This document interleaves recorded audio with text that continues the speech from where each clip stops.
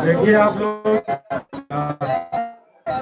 पहले मैं आपको अपना परिचय, मेरा नाम विनोद है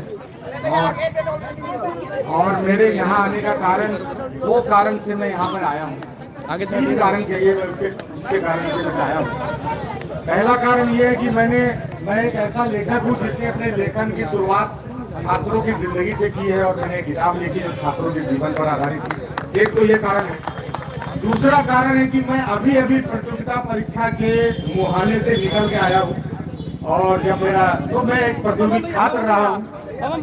और तीसरा कारण है कि जिस लड़ाई को आप लोग लड़ रहे हैं इसमें से कई लोग मेरे साथी रहे होंगे जिसने यूपीएससी के खिलाफ एक बहुत बड़ी अखिल भारतीय लड़ाई लड़ी और उसमें सफलता पाई। तो मैं वो अनुभव भी आपको बताने यहाँ पर आया हूँ। ये आंदोलन पिछले महीनों से जो चल रहा है, एक मिनट, ये जो महीनों से जो ये आंदोलन चल रहा है, कई लोग मुझे ये कह रहे थे कि अब तो 1 महीना हो गया, 1.5 महीना हो गया, अब आंदोलन ठंडा पड़ गया होगा। नहीं, रुके, मैं आपसे ज्यादा जोर से मुझको समझा के आ गया। तो सबसे बड़ा बात है कि आंदोलन कोई एक दिन का मेला नहीं है जो आज सुबह लगा शाम को फिर तब उठ गया। और आंदोलनों में भी अगर आंदोलन छात्र का हो तो छात्र का आंदोलन गंगा का पानी होता है, कितनों बहाव आएगा पानी खत्म नहीं होता है। छात्र आंदोलन का ये तरीका है, ये छात्र आंदोलन। छात्र आंदोलन को जो लोग समझते हैं कि छात्र आंदोलन एक धरना स्थल पर होता है, छात्र आंदोलन किसी सभा से होता है, छात्र आंदोलन किसी जनसभा से होता है या किसी नियत तिथि पे होता है, उसको भ्रम है। छात्र आंदोलन तब तक होता है जब तक छात्र टेबल पर बैठ के अपने संघर्ष को अपने माथे में बुन रहा है। हर कमरा में आंदोलन चल रहा है, ये बात सबको पता होना चाहिए। हर कमरे में आंदोलन चल रहा है। जब यूपीएससी के धांधली के खिलाफ, सी सेट के खिलाफ जब हम लोग आंदोलन कर रहे थे दिल्ली में, मैं 9 दिनों तक अनशन पर बैठा था। हिंदुस्तान भर के बुद्धिजीवियों ने हमें समझाया कि यूपीएससी एब्सोल्यूट संस्था है, उसके दीवार में कहीं दरार है ही नहीं, आप उसका रंग कहीं उखड़ा हुआ दिखाई नहीं सकते हो, इसके नाव में कहीं छेद ही नहीं है। तुम किसके खिलाफ आंदोलन तुम लोग कर रहे हो? लेकिन उस एब्सोल्यूट संस्था के खिलाफ भी नहीं, उसके नीति के खिलाफ हमने अपने तर्क रखे और हमने कहा कि सी सेट का आंदोलन इसलिए जरूरी है क्योंकि हिंदी पट्टी के लड़के इससे बाहर हो जाएंगे, आप इसको वापस लो या क्वालिफाइंग करो। 1 साल तक वो आंदोलन चला, 9 दिनों तक जमीन पर चला। जैसे आप बैठे हैं, आप तो इतिहास रख चुके हैं कि आप महीने भर से यहाँ बैठे हैं, आप इतिहास रख चुके हैं। और महीने भर के बाद आपकी जो संख्या है, अभी आप इतिहास पढ़ो पिछले 15 साल के छात्र आंदोलन का, पिछले 15 साल में कोई भी आंदोलन इतना लंबा नहीं चला है जो पटना में आप लोगों ने करके दिखाया। आप देखो, आप पूरा आप आंदोलन का इतिहास देखो। मैं यहाँ पर आंदोलन में ना ऊर्जा देने नहीं आया हूँ, ये सब काम जिसका है वो देगा। हमारे पास ऊर्जा नहीं है, हमारे पास एक संवेदनशीलता है, आपके दुख को समझने का तंतु, क्योंकि हम उसी माटी से बने जिससे आप बने हैं। हम आपके साथ बस खड़ा होकर ये बताना चाहते हैं हिंदुस्तान के बुद्धिजीवियों को कि ये देश का दुर्भाग्य ये है कि वो छात्रों की पढ़ाई को गंभीरता से नहीं ले रहा है, नहीं ले रहा गंभीरता से। मैं इसी आंदोलन को देख रहा था, कोई कह रहा है कि राजनीति से प्रभावित है, कोई कह रहा है कि इसमें पॉलिटिशियन आ गए। बात बताइए, एक मिनट, ये जो प्रतियोगी छात्र तैयारी कर रहे हैं इनकी एवरेज उम्र 25 साल तो होगा ना भाई? तो 25 साल और 30 साल का व्यक्ति का कोई तो राजनीतिक विचारधारा होगा कि नहीं होगा? सबका होगा, हम सब किसी को वोट देते होंगे। लेकिन इसका क्या मतलब है कि तुम छात्र के आंदोलन को ये बोल के अलग कर दोगे कि ये किस राजनीतिक दल से है, किस राजनीतिक दल से है? ऐसा नहीं होता है। और मैं यही आपको अपने अनुभव से बताने आया हूँ। हर व्यक्ति जो बाहर से आएगा इसको बोलेगा ये दूसरी पार्टी का है, ये तीसरी पार्टी का है, चौथी पार्टी का है। आप कहना कि हम हैं, लेकिन फिर भी हम एक हाथ मिला के करना भाई। हमारा जो उम्र है, हम अपने उम्र में पढ़ाई के अलावा भी समाज में जाते हैं। हमारा एक सामाजिक सोच है, हमारा एक राजनीतिक सोच है। हम अपने वोट से सरकार बनाते हैं तो बिना राजनीतिक अप्रोच के बनाते हैं, बिना राजनीतिक समझदारी के बनाते हैं। हो सकता है हम ये किसी को वोट देते हो, हम किसी को वोट देते हो, इसका क्या मतलब है कि ये राजनीतिक दल का कार्यकर्ता नहीं है?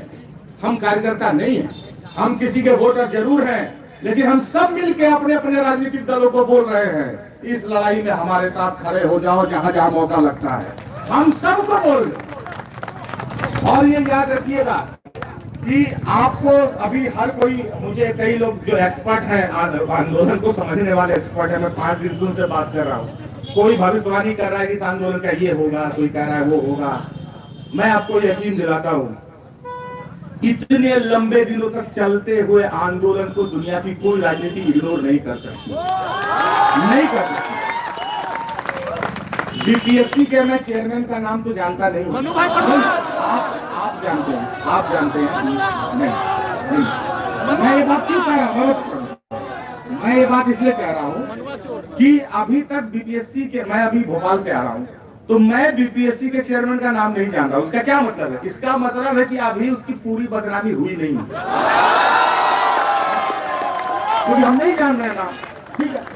तो अभी भी बीपीएससी के पास मौका है कि जब बदनामी हुआ ही नहीं है तो अच्छा निर्णय ले ले छात्र के पक्ष में। आप सब जानते, मैं आपको सही बता रहा हूं। देखिए, बीपीएससी ने एक जगह री एग्जाम करवा लिया है, ये मीडिया के साथी है। देखिए, मीडिया के साथी से मैं एक बात जरूर कहूंगा, आपने जब लाठियां पड़ी तो दिखाया लोगों को, वो दिखा के आपने 2 बात कराया। एक बात तो ये कराया कि लड़के लड़कियों में करेज है, वो टिके हुए हैं। दूसरी बात ये कहलाया कि आंदोलन हिंसक है, क्योंकि बहुत एक्सपर्ट तो ये भी जाके टीवी में बहस करते हैं, अखबार में लिखते हैं। अब आप लोग की जिम्मेदारी है कि 1 महीने से जो छात्र छात्राएं यहाँ बैठी हुई है, गांधी की धरती पर हिंदुस्तान में इससे बड़ा अहिंसक आंदोलन कोई नहीं है, ये आप क्यों नहीं दिखाते हैं? ये आप दिखाइए ना, आप रोज ये वाला कैमरा आके इन लोगों को दिखाइए रोज कि अरे आज 29 दिन हो गया, मैं खुद उकता गया हूँ। मेरी माँ कहती है, ए बेटा तू मीडिया छोड़ दे, अनशन स्थल पर जाना छोड़ दे। रोज उन लोग का वीडियो बनाता है, लेकिन ये लोग नहीं उकता है। मैं हैरान हूँ कि इतने दिनों तक कोई आंदोलन कैसे चल सकता है। ये क्यों नहीं बोलते हैं आप लोग मीडिया वाले? ये बोलिए ना। और जिसको भी लगता है कि ये बीपीएससी की तैयारी करने वालों की लड़ाई है, मैं यही कह रहा हूँ कि हमारा समाज अपने पढ़ने लिखने वाले लड़के लड़कियों को लेकर गंभीर नहीं है। जिनको भी लगता है कि ये केवल इन लोगों का आंदोलन है, वो कितने बड़े गफलत में है दोस्त। ये जो मिडिल क्लास का भ्रम है ना, ये जो जीन्स पहना हुआ बच्चा है, जो मफलर खरीद लेता है, वो नया मॉल में जाके टोपी, मिडिल क्लास है? नहीं, एक भी इसमें मिडिल क्लास नहीं है। इसमें किसका बाप कलेक्टर है जिसका बेटा रेलवे तैयारी कर रहा है, बीपीएससी तैयारी कर रहा है? जी, ये मिडिल क्लास है? नहीं है।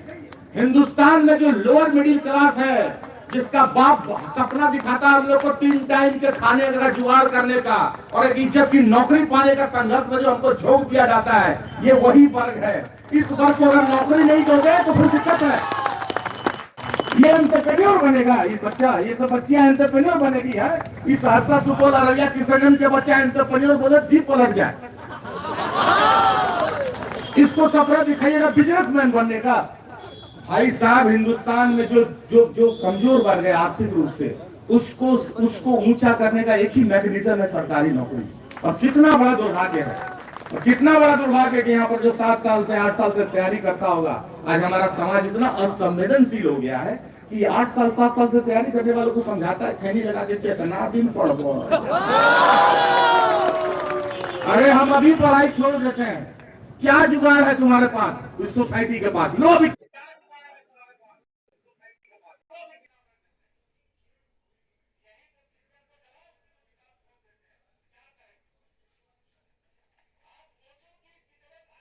क्या जुगाड़ है तुम्हारे पास इस सोसाइटी के पास? लो भी किताब रख देते हैं, यहीं पर सिस्टम को जलाओ, उसी में किताब झोंक देते हैं। क्या करेंगे? आप सोचो कि कितने भाग्यशाली है वो सोसाइटी की उसका बच्चा 10 साल तक संघर्ष कर रहा है, लेकिन सड़क पे नहीं निकला है, अभी भी उसको किताब पर भरोसा है, अभी भी वो अराजक नहीं हुआ है, अभी भी वो निराश नहीं हुआ है। तो इस धैर्य का तो इनाम दो उसको, इसको तो अप्रिशिएट करो। और कहते हैं लोग, अरे इतना दिन तक पढ़ता है, इतना दिन तक पढ़ता है। भाई साहब, जिसको आपने कोई संसाधन उपलब्ध नहीं कराया, उसको पढ़ाई और किताब ही एक ऐसा मौका है। और दुर्भाग्य है कि परीक्षा लेने वाली संस्थाएं आज खतरे में है। दुनिया का कोई भी सरकार इकबाल पे चलता है, इकबाल पे, भरोसा पे चलता है। सिस्टम पर भरोसा नहीं, भरोसा का नाम ही सिस्टम है। सिस्टम पर भरोसा बहुत छोटा बात है, भरोसा है तो सिस्टम है। हमको भरोसा है कि माननीय न्यायालय है, इसीलिए हम सड़क पे खड़े हैं। हमको पता है न्याय होगा, हमको भरोसा रहता है कि ये सरकार है, हमारी बात सुनेगी, इसीलिए हम सड़क पे खड़े रहते हैं। तो सिस्टम ही भरोसा ही सिस्टम है। लेकिन कितने दुर्भाग्य की बात है कि आप एक एग्जाम लेते हो और सड़क पर होकर लोग बातचीत करते हैं कि इस एग्जाम में धांधली हुआ है। तो ये इकबाल का संकट बीपीएससी का है। ये बीपीएससी को समझना होगा कि आज उसकी विश्वसनीयता खतरे में क्यों पड़ गई। ये अहंकार का विषय थोड़ी ही है, ये ईगो का विषय नहीं है। आज समझना होगा हमारे परीक्षा लेने वाली संस्थाओं को, वो बीपीएससी हो, यूपीपीसीएस हो, राजस्थान हो, मध्य प्रदेश, जहां आप लोग एग्जाम देते हैं, या यूपीएससी जैसी संस्था हो। अरे भाई, परीक्षा लेने वाली संस्था पर अगर भरोसा विद्यार्थी का नहीं रहेगा, आप गंगा में डूब गई लगा के भी एग्जाम लीजिएगा, उस एग्जाम का कोई फायदा नहीं जिससे इकबाल पर भरोसा नहीं हमको। क्या फायदा इस एग्जाम का? पहला काम यूपीएससी को करना होगा कि उसको विश्वास बहाल करना होगा कि हम जो भी एग्जाम लेते हैं वो फेयर लेते हैं। ये बात केवल छात्रों की नहीं है, आने वाले 20 साल तक जो छात्र आएंगे उनके भविष्य की भी बात है। हम क्या कह रहे हैं सरकार से, ये बच्चे, कि आप अपना इकबाल बचाओ। हम तो संघर्ष कर रहे हैं, ये सब तो नौकरी थोड़ी लग जाएगा एग्जाम में बैठने वाले को। ये तो अपने अपने हिस्से का संघर्ष करेंगे। अगर आज सरकार खड़े होकर कहती है बीपीएससी को कि आप में जो कमजोरी है, आप में जो गलतियां हैं, उसको स्वीकार करके उसको ठीक करके एग्जाम लीजिए, तो ये छात्रों का काम नहीं होगा, ये लोकतंत्र का काम होगा। एक सरकार पर दुनिया का भरोसा जमेगा कि ये सरकार भरोसे से चल रही है। तो इसलिए मैं मीडिया के माध्यम से इस सरकार से अनुरोध करूंगा, निवेदन करूंगा कि ये आपके इकबाल का सवाल है। बीपीएससी कोई पंचायत भवन नहीं है, किधर खिड़की को फाइल छीन रहा है, किधर से बिच्छू घुस रहा है, किधर से सांप घुस रहा है। मुखिया जी को अलग धोती लेके खींच रहा है, लोग फाइल लेकर रहे, वीडियो अलग परेशान है, या तो वीडियो ब्लॉक में लाभ खा रहा है या मुर्गा खा रहा है। पंचायत भवन का ऑफिस थोड़ी है। बीपीएससी एक ऐसी संस्था है जिससे तकदीर बनना है, तो उसको तो अपने इकबाल को बचाना होगा।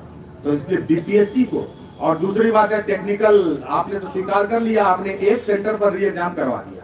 अब इतने बड़े नाव में आपने ये अब मान लिया कि एक छेद था जिससे पानी आ रहा है, अब उसमें सिरको साबुन देकर साटने से तो कुछ होगा नहीं। एक सेंटर पर पानी आ रहा था, ये तो आपने मान लिया।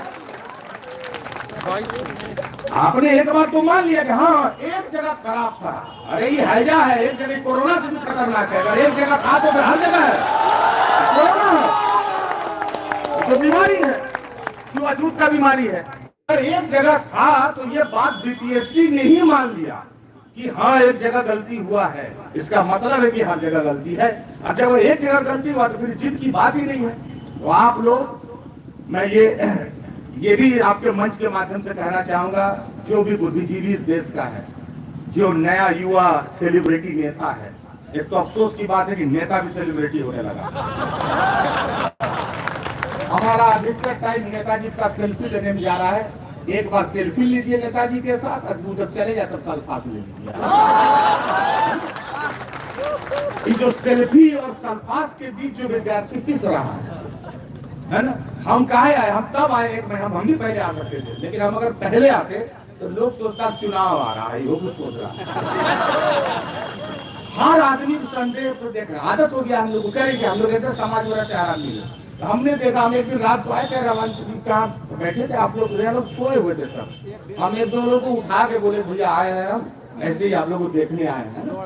2 बजे रात को आए थे, हम जान के रात को आए, कोई ना जाने, हम आए, हम देखे और गए।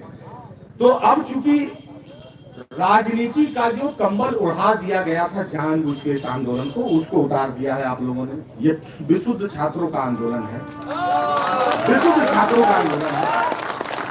और मैं हिंदुस्तान के हर क्षेत्र के सेलिब्रिटी से ये कहूंगा कि जिन विद्यार्थियों के सामने आके पुष्पा 2 का ट्रेलर लॉन्च करते हो, उसके लिए खड़ा हो,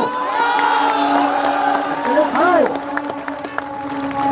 जिन विद्यार्थियों के बीच में आकर मिट्टी का बात करके इनको भावुक करके सिनेमा और भर दोगे, उनके लिए ट्वीट करो।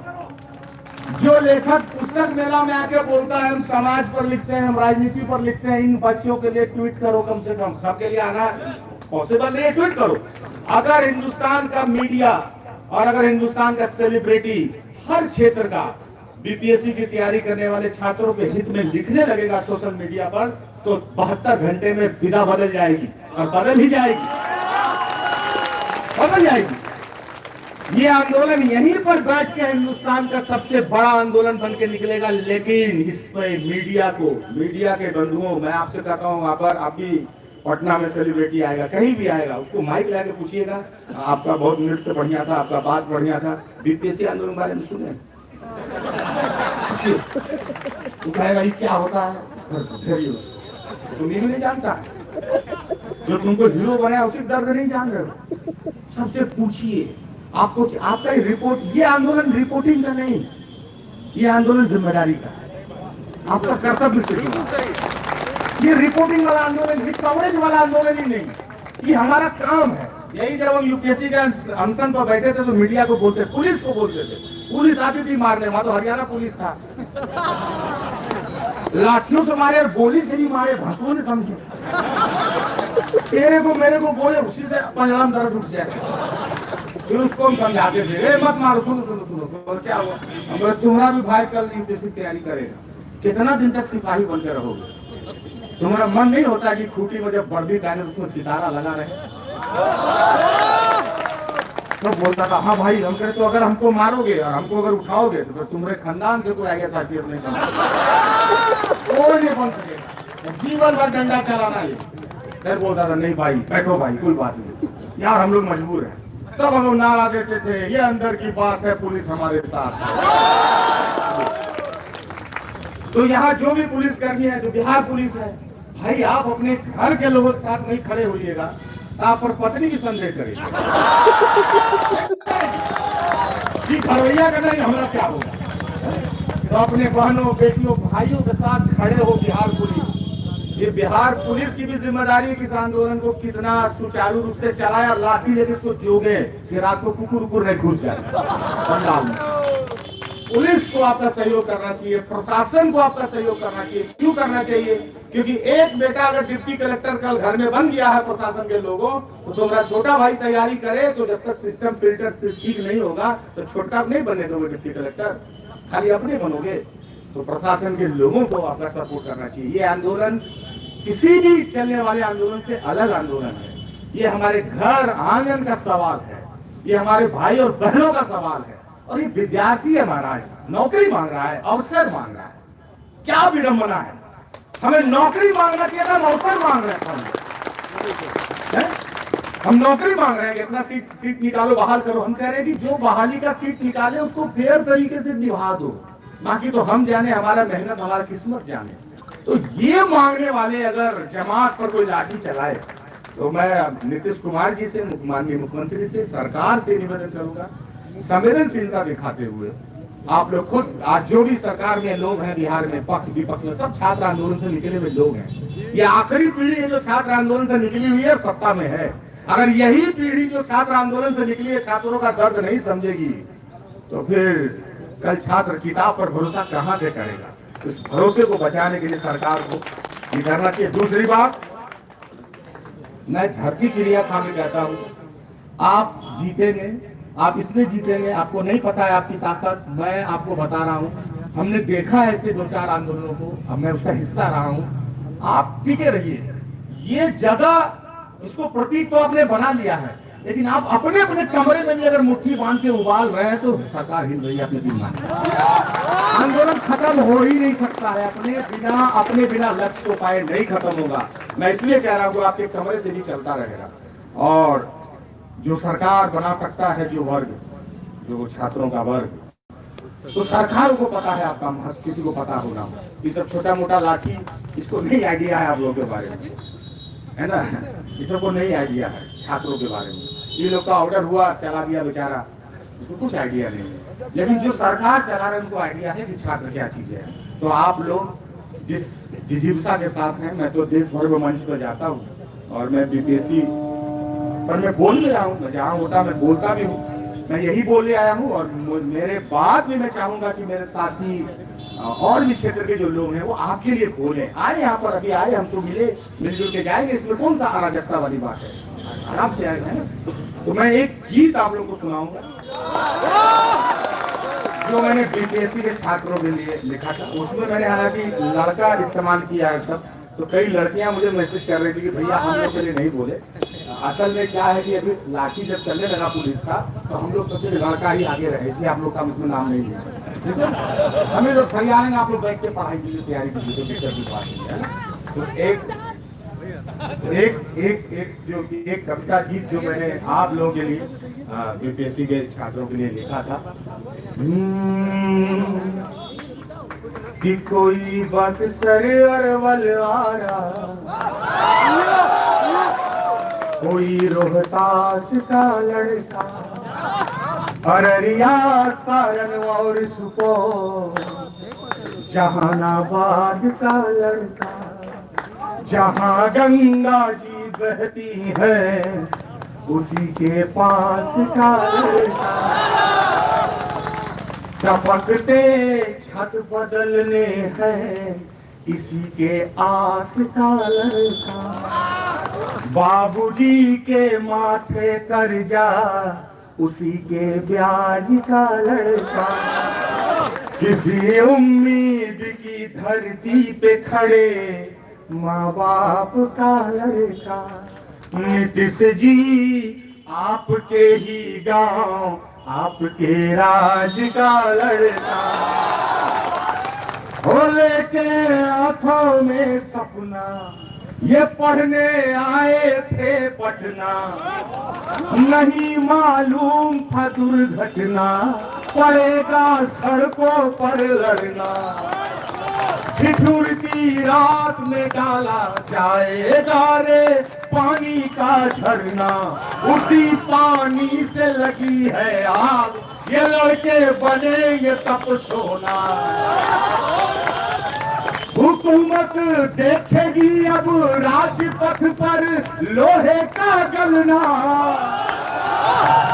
कभी लाठी से देखा है नदी की धार का रुकना, सितमगर अपने गोले को यहीं पर छोड़ के जाएगा, विरासत जयप्रकाश की है हमें कोई तोड़ न पाएगा, विरासत जयप्रकाश की है हमें कोई तोड़ न पाएगा, विरासत जयप्रकाश की है हमें कोई तोड़ न पाएगा।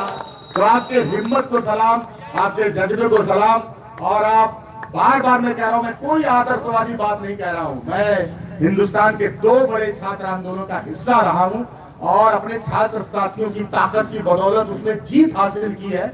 यूपीएससी जैसी एब्सोल्यूट संस्था को ये बताने में सफल रहे कि आप गलती कर रहे हो, आप सुधार करो, तो बीपीएससी को भी सारे अहम त्याग कर इन छात्रों के हित में, क्योंकि देखिए ये नौनिहाल पढ़ने के लिए आए हैं, कि कितना दुर्भाग्य है अब यह सड़क पे लड़ना जो परीक्षा प्रोसेस का एक हिस्सा हो गया है कि पहले पीटी, फिर केस, फिर आंदोलन, फिर लाठी, फिर केस, फिर पीटी, फिर केस, तब मेंस, फिर केस, फिर लाठी, फिर इंटरव्यू, ऐसे लंबा हो जाता है प्रोसेस। एक तो हम लोग लेट से कर रहे हैं तैयारी, उसमें अगर सरकार लेट करेगी तो फिर दिक्कत है। तो मैं बहुत विनम्र शब्दों में निवेदन करूंगा कि सरकार इस पर बात करे, आप लोग के साथ खड़े हो, और आप लोग हमारे लिए नहीं बल्कि देश के लिए एक उदाहरण है कि आंदोलनों को कैसे चलाया जाता है। आप लोग पर भी कम भूत पिशाच नहीं लटका था, लेकिन बिना ओझा गुनी का आप लोग झाड़ दिए, बिना नींबू मिर्चा है ना। और कोई भी पॉलिटिशियन आया उसको स्वागत करिए, उसको बिठाइए और उनको बोलिएगा आप हमारे लिए बोलिए सर, बोलिए सर, आप घर जाइए सर। फिर कोई आया, फिर बिठाइए, फिर वो आप हमारे लिए बोलिए। हर राजनीतिक दल के लोगों से एक प्रतिनिधि मंडल बना के मिलिए और उनको बताइए कि धरती के नीचे क्या क्या उबल रहा है। उनको ये भी बताइए कि ये संख्या इतनी नहीं है जितनी इस पंडाल में दिख रही है। बिहन देख के फसल का अंदाजा ये लोग नहीं लगा पा रहे, ये लोग गिरवा देख के ये लोग को पता नहीं बोरा में धान कितना भरा हुआ, ये लोग का मोटा चश्मा है, ये लोग को आइडिया, ये लोग गिरवा देख रहा है, ये इतने एक मुट्ठी, अरे एक मुट्ठी में 1 बीघा रुपेंगे, है ना। तो बताइए कि गिरवा है, ये तो बिहन है, अभी फसल का अंदाजा नहीं है। तो अपने अपने जो जिनके भी जो राजनीतिक कॉन्टेक्ट हो, जो भी विचारधारा हो, आप लोग प्रतिनिधि मंडल अलग अलग बनाइए और अलग अलग बना के मुझे लगता है कि आपको अगले 36 से 72 घंटे में छोटा छोटा 5-5 लोगों का प्रतिनिधि मंडल बना के और अपने अपने एरिया के पॉलिटिशियन से जो यहाँ पटना में बैठे हैं उनसे मिलना चाहिए। उनको सोने मत दीजिए, 11 बजे रात का टाइम लीजिए, हम लोग आ रहे हैं। मैं सही बताता हूँ, कितना सांसद हम लोग पर कुत्ता छोड़ दिया था दिल्ली में, कुतवा पहले ढेला मार के अपने तरफ कर दिया और फिर इधर मुंह करके कहते आप इसको भूखो। ठीक है, तो सोने मत दीजिए। आप सो रहे हैं, अपने साथियों को एक राउंड सुलाइए, एक जगिए, और इनको मत सोने दीजिए। इनसे हाथ जोड़ के इनको इतना जगाए रखिए, प्रतिनिधि मंडल बनाइए और कहिए कि हमारा विलम्ब हो रहा है, हमको पढ़ना है, हमको पढ़ना है। और याद रखिएगा कि बिहार का यूथ बूथ पर खर्च नहीं होगा, ये बता दीजिए सर, नहीं होगा। अगर हर राजनीतिक पार्टी को लगता है कि यूथ का जन्म बूथ के लिए हुआ है, नहीं हुआ भाई, यूथ का जन्म बूथ के लिए नहीं हुआ है। हम पढ़ रहे हैं, हम आपके हो सकते हैं, आपके वोटर हो सकते हैं, लेकिन आपके लिए कुर्बान नहीं होंगे, हमको होना होगा, हम बिहार के लिए होंगे, है ना। तो इसीलिए उनको ये बताइए, प्रेम से बताइए कि हमारा पहचान पर हो, तो हमारे विधानसभा पहचान लो तो अब तैयार थे हमारे विधानसभा चलो धरना बात नहीं करो सरकार। आरा छपरा वाला का प्रणाम चाचा, का बाबू बीपीएससी होने के चाचा ध्यान नहीं के चुनाव आ रहा बा, 5-5 का बना के टीम अपने अपने एरिया के जनप्रतिनिधियों के पास भेजिए। ये बहुत कारगर चीज है, बहुत कारगर है। हलचल मचेगा 72 घंटा में। मैं भी लंबा भाषण दे चुका हूँ, फिर लोग ज्यादा लंबा दूंगा, शंका करेगा सब, लेकिन विशुद्ध रूप से मैं चूंकि एक लेखक हूं और इस देश में रीढ़ पे खड़ा होकर लिखने की क्षमता वाले लेखक विलुप्त होते जा रहे हैं। सबको खतरा लगता है, हम तो सरकारी कार्यक्रम भी करते हैं, खतरा तो सबको है, लेकिन ये खतरा उठाना तो होगा ही। अगर हम लिखेंगे फेसबुक पर छात्रों के साथ हूँ, हम लिखेंगे अपने उपन्यास में आप लोगों का दर्द दुख, और जमीन पर अगर कभी नहीं दिखेंगे तो हमको अपने में भी लगेगा कि हमको खुद पे संदेह होगा। तो हम अपना संदेह मिटाने यहाँ पे आए हैं और आपकी ताकत से कुछ सीखने आए हैं कि टीका कैसे जाता है, लड़ा कैसे जाता है। तो आपको बहुत बहुत शुभकामनाएं और जगे रहिए और जगाए रहिए।